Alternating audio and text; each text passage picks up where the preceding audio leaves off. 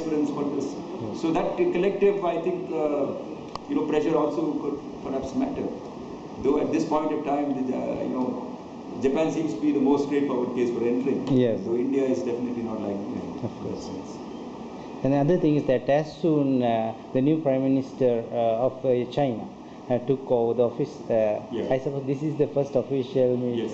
Yes. Then it's supposed that China has given the priority to India, bilateral relation than others. I think, one can read so many things into it. Yeah. But I think it symbolically matters. Yeah. Whether it really matters on the ground, only time will tell. Yeah. Okay. But symbolically, at least, it has mattered, and we have appreciated that. Yeah. We have appreciated that. But whether it's going to necessarily bring about a major transformation in our, let's hope so. Yeah.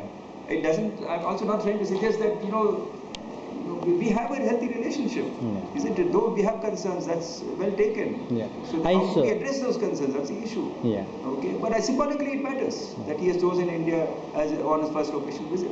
So we appreciated that. Then I saw on newspapers that there had been several incidents. The borderline was very warm. Were there any incident? Yeah, in Lhasa, not Lhasa, in the Aksai Chin region. Yeah. So Chinese troops came 18 kilometers into Indian territory. Yes. So recently they were physically putting up tents there, and they were physically there for a number of days, number of weeks. Okay. And that's when all the diplomatic negotiations took place. Yes.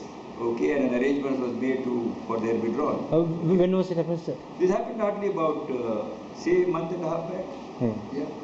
So that was one of the issues that came up also in the discussion between Manmohan Singh and also in the sidelines when they met in the BRICS summit in Durban, when they met in the BRICS summit.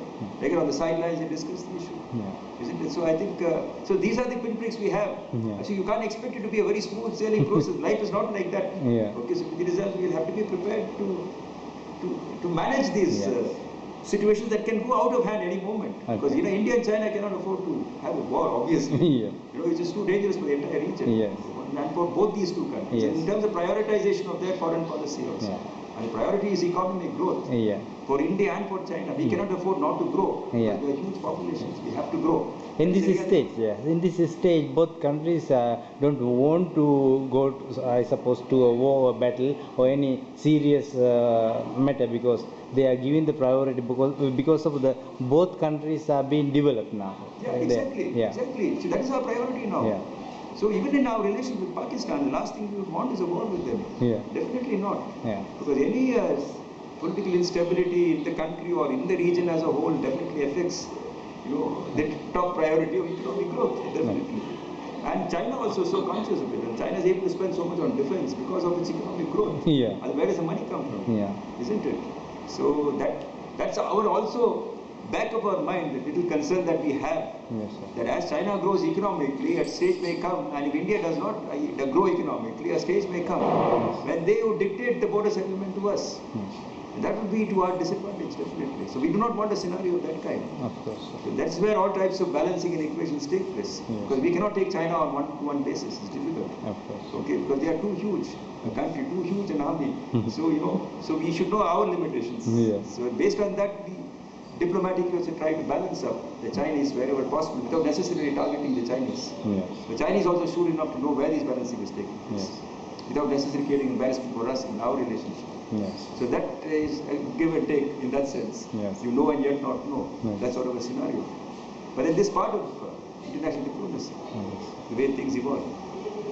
So if you look at the trilateral dialogue between India, China and Japan, which has taken relatively good shape as of now, it doesn't necessarily mean it's targeted at China. It cannot. Even Americans cannot necessarily China as an enemy of us. They have concerns. We also have concerns. The regional actors in the ASEAN region have concerns.